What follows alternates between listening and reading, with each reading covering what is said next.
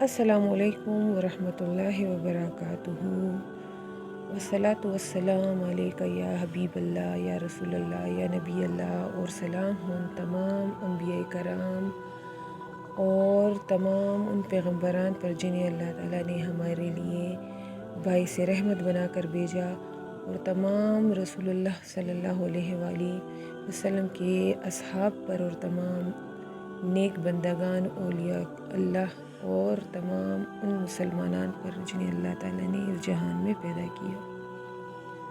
امید ہے کہ آپ سب لوگ خیریت سے ہوں گے، اور بہت ساری میری نیک تمنائیں آپ لوگوں کے ساتھ ہیں، اور اللہ تعالیٰ ہماری اس روشنی کے سفر کو ہمیشہ جاری اور ساری رکھے جب تک ہم زندہ ہیں۔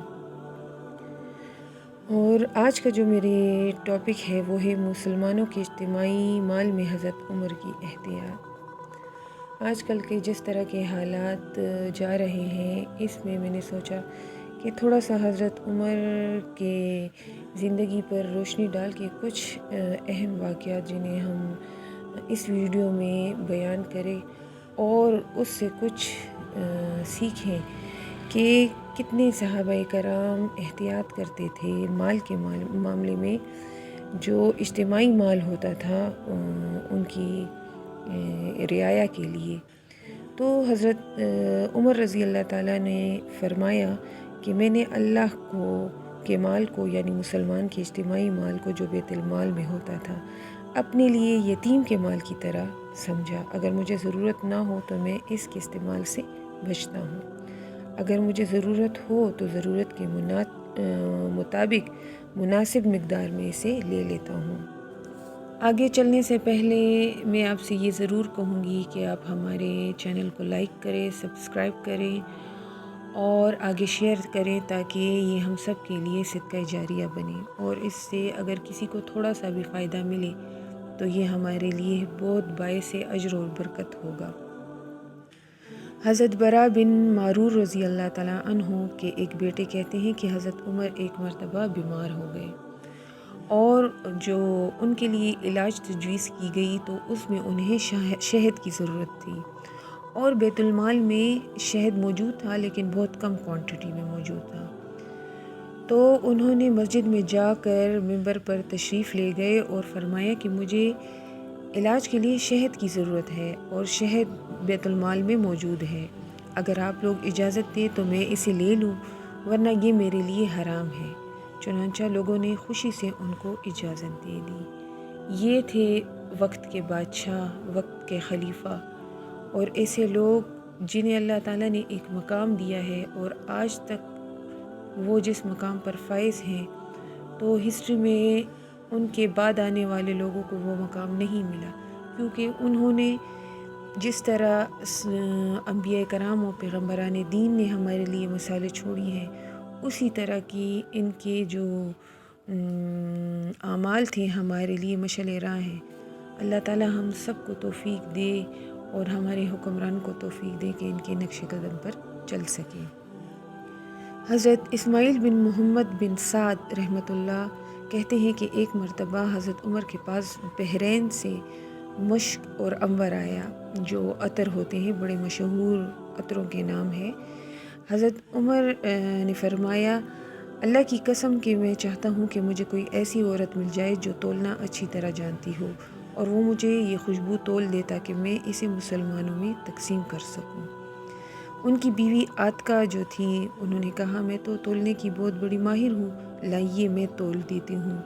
حضرت عمر نے فرمایا، نہیں، تم سے نہیں تلوانا۔ انہوں نے کہا، کیوں؟ عمر رضی اللہ تعالیٰ عنہ نے فرمایا، مجھے ڈر ہے کہ تو اسے اپنے ہاتھوں سے ترازو میں رکھے گی، یوں کچھ نہ کچھ خوشبو تیرے ہاتھ کو لگ جائے گی، اور کمپٹی اور گردن کی طرف اشارہ کرتے ہوئے فرمایا، اور یوں تو اسے اپنی کمپٹی اور گردن پر ہاتھ پھیر لے گی، اس طرح تجھے مسلمانوں سے کچھ زیادہ خوشبو مل جائے گی۔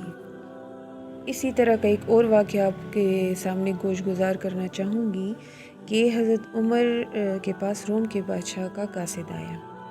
حضرت عمر کی بیوی کو جب پتہ چلا تو انہوں نے 1 دینار کسی سے ادھار لیا اور اس پر عطر خریدا، اور اسے شیشوں میں ڈال کر اس قاصد کے ہاتھ روم کے بادشاہ کی بیوی کو ہدیہ بھیج دیا۔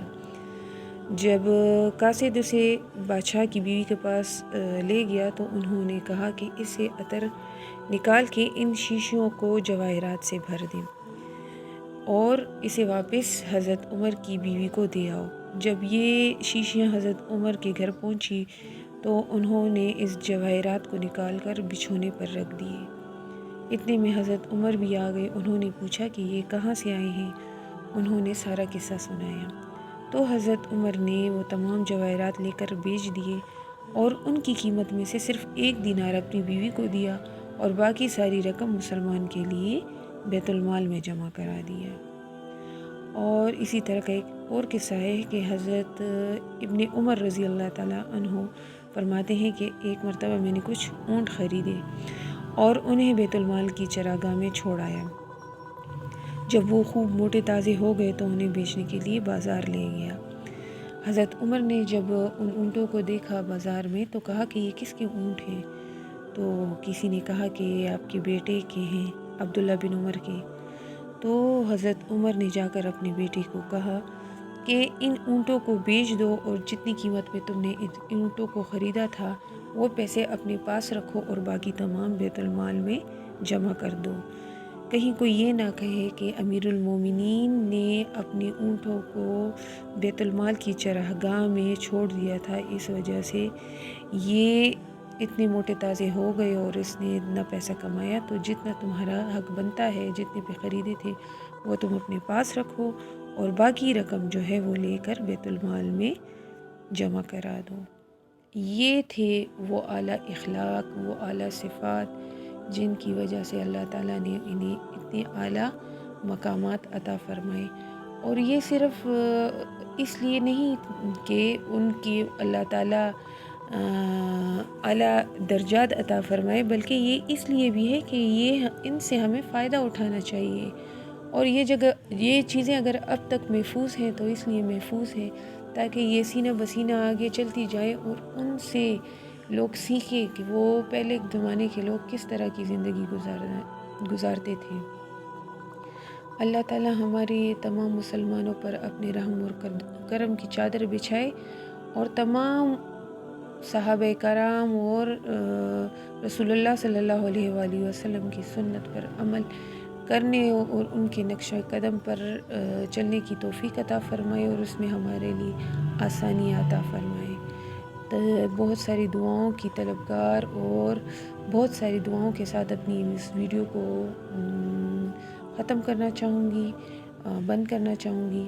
اور ختم کرنا اور بند کرنے سے مطلب کہ ابھی اس وقت اسے میں اپنے اختتام تک پہنچاؤں گی اور اللہ سے دعا کروں گی کہ آگے بھی اچھے اچھے ٹاپک پر ہمیں ویڈیو بنانے کی توفیق عطا فرمائے۔